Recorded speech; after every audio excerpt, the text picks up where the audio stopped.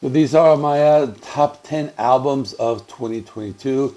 This is the fifth video of my top 50 albums of 2022, and this is the culmination of all of it. So let's just jump right into it. Number 10, Skid Row with The Gang's All Here. Skid Row, they're back. I know a lot of people were not interested in this because, people say, oh, Sebastian Bach's down there. Oh, I don't care. But these people, they're missing out on a great album. This new vocalist, he's just a perfect fit for the band. My favorite song is Time Bomb. It has such a catchy chorus. The rest of the songs are very good. Other favorites are like the title track that has a really cool bass intro. Tear It Down, that's a really good song as well. This band is able to capture the attitude and the anger and just make some like really good music. Like this is the future of the band, and hopefully they'll make some more music in the years to come. Number 9, Slipknot The End So Far. So this new Slipknot album was like the most divisive album I've seen in a long time. This is the album that's going to either appear on like the worst of the year or like the best of the year for like many people. So for me, it's obviously on the best of the year. I like when Slipknot does like the experimentation. Albums like their debut and Iowa, like they're not my favorites. I like their later stuff, like when they do different stuff. And that's what they do. So the opening track, Adderall, I really liked it. And, some people might not like it. It's kind of like, has the keyboards and all that. But that's one of my favorites. The rest of the songs are really great. Chapeltown Rag, that's just an old school banger. The Dying Song, just classic Slipknot. And then even the more experimental stuff towards the end, like Desade and Finale. Really great. It's very divisive, but I liked it a lot. Number 8, Psy with Shiki. This is something very different. They're from Japan. They write their lyrics, all their lyrics are in Japanese. They play experimental, avant-garde metal. I don't know what it is. I just enjoy it.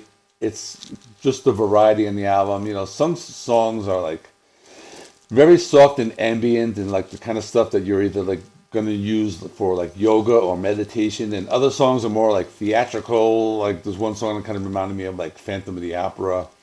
Some songs are like more black metal. It's heavy, aggressive, extreme, and they're memorable. I go back to this album and it's like, this one's really good. This one's making my top 10 because it's just an enjoyable album that I like, and it's a band I've heard. This is like the first time I ever listened to this band, but it's in my top 10. Number 7, Arch Enemy with Deceivers. This is one of my favorite melodic death metal bands. I always hear people saying they prefer like the era with Angela Gossow, but for me, this new era with Alyssa White Blues is very good. And this is the best of those 3 albums with her on vocals. So songs are catchy, they're very melodic, the sound is thick, it's dense, it's heavy, it's massive, and the songs are just very well written. Now, she does her typical vocals, but she also does like clean vocals at times, and does like lots of different stuff. So like, for example, Handshake from Hell, really great song with like really great vocals with lots of different styles, and it's just a very good album overall. The Watcher, that one's super melodic, it's super catchy. I like that one a lot. Just start to finish, I like every song, and that's why I have it here. Number 6 is Rammstein with Zeit. This is an album that didn't blow me away at first, but it grew on me a lot. I think I didn't like it as much. Like, it wasn't as heavy as like the first 4 albums, but the songwriting is just very good. It's just a big improvement over their self-titled one from last year. So, some songs are a little more laid back, slower, but just very good. Now, if there is a negative, some of the lyrics are cheesy, like that song, Dicke Titten.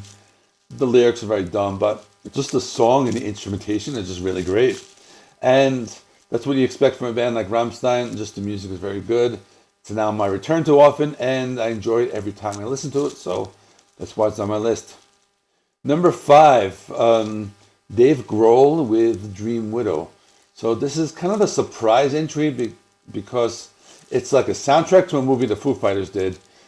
It's called Studio 666. Like, they did a horror movie, which was okay. I just recently watched it on HBO Max. But the album is the music from like the fictional band of that movie. And the result, it's the best metal album of the year. Being that my next 4 albums are going to be not really metal, but I'll get to that in a minute. It's the best extreme metal album because we got doom metal, black metal, grindcore, and Dave, he just does it very well. Favorite songs: Cold, March of the Insane, and Angel with Severed Wings. Every song here is killer, and just my favorite extreme metal album of the year. And I know it's from an old like dad rock grunge band, but I don't care. It's just my favorite. So it is what it is. Now, number 4, Jethro Tull with the Zealot Gene. This one you're probably surprised to be so high on my list, but I guess I kind of have like a personal attachment to this one. So in the beginning of this year, I've had a pretty bad case of COVID, and I spent a lot of time kind of like locked in my bedroom and listening to a lot of music, because that's what I like to do. And this was the album that was pretty much on repeat during that time because it came out around that same exact time, and I just enjoy it a lot. I'm like a long time fan of Jethro Tull. I've been listening to them for like 40 plus years, and it's an album. A lot of people say, oh, it's just an Ian Anderson solo album, but it's good. I go back to it a lot. It's not very heavy. It's not very progressive, like some of their stuff from the 70s, but it's just nice folk rock.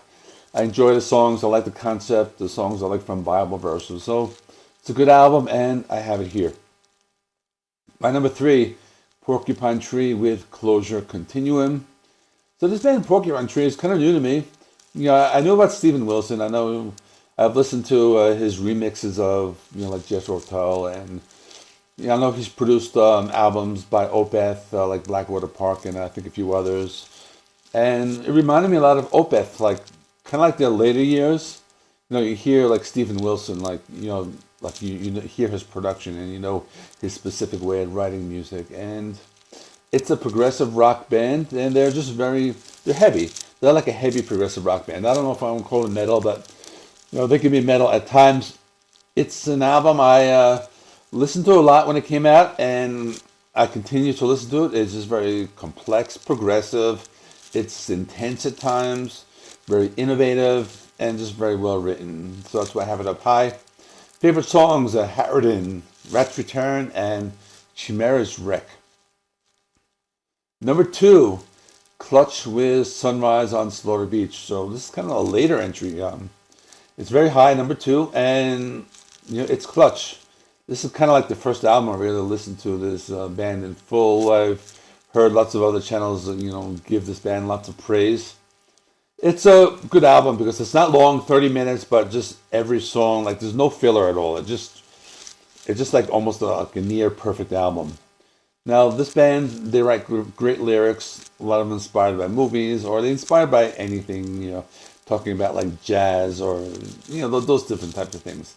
It's heavy rock music. I know they try to put labels on them, like maybe call them stoner or sludge, or you can't really label these guys. I mean, they just make good music. It's just heavy rock, and I need to listen to the rest of their stuff, but this one is very high. I have it at number 2 just because it's just a great album, start to finish.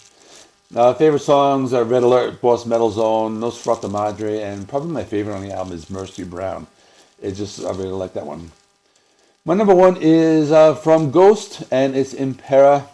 This is my number 1 album. It's a band, I didn't really like them that much at first. I think just like the whole imagery and like I didn't really like connect with them, but it's the kind of band that like once you start listening to them, you really like get into them because they're very talented, and they make music which kind of like is a throwback to the music that I kind of grew up with. So their older albums were more like 70s stuff, and this is more like 80s, like arena rock. And they just do it very well. Lots of great songs here. Call Me a Little Sunshine, 20s, and just the whole album is really good. Just lots of melodies. Songs are catchy, and that's why it's my number 1. Even like the short instrumentals, like in between some of the songs, like the starting on side A and side B, it's really good. And that's my number 1. That's my top 50 albums. And thanks for watching. So it's December. I'll probably be making more random videos from here until like mid-January when new releases start up again. So thanks for watching. See you in the next